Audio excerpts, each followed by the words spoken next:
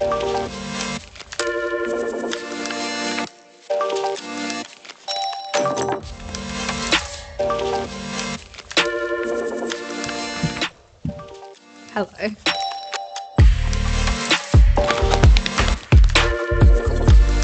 Interview Georgie, take one.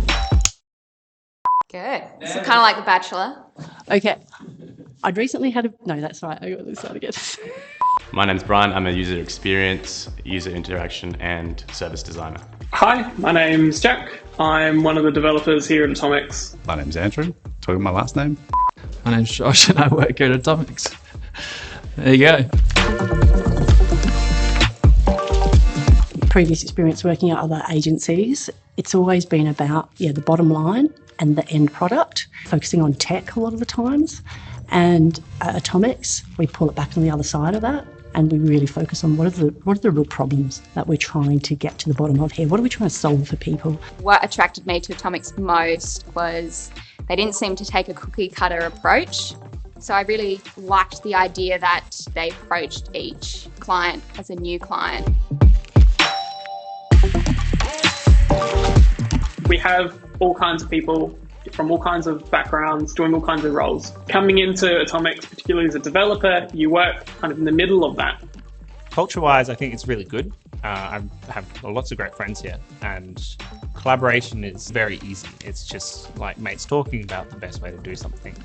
Design in South Australia 3 or 4 years ago, you couldn't even see a UX design role advertised, and now it's plentiful. The capability in South Australia has really grown, and Atomics has been a big part of that.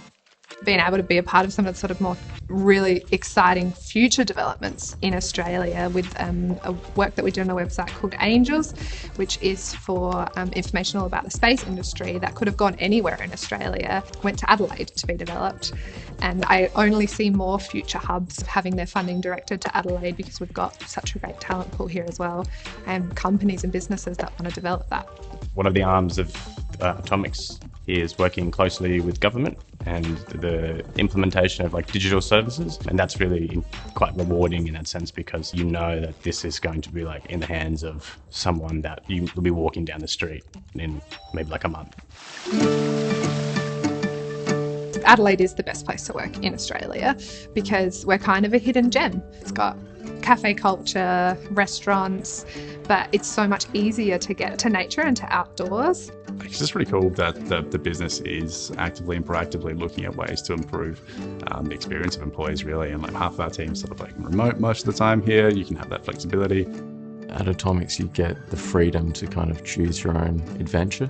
So if you're a developer who wants to do project management, you can dive into that. And also you've got a lot of freedom to learn. Collaboration at Atomics is not really defined by your location. So there are challenges with being remote, but we have all of these different channels available to us. And through that, you get everyone's availability almost all the time. There's also a really nice sense of autonomy. They trust you to do what you want to do and trust your decision making. That's quite empowering.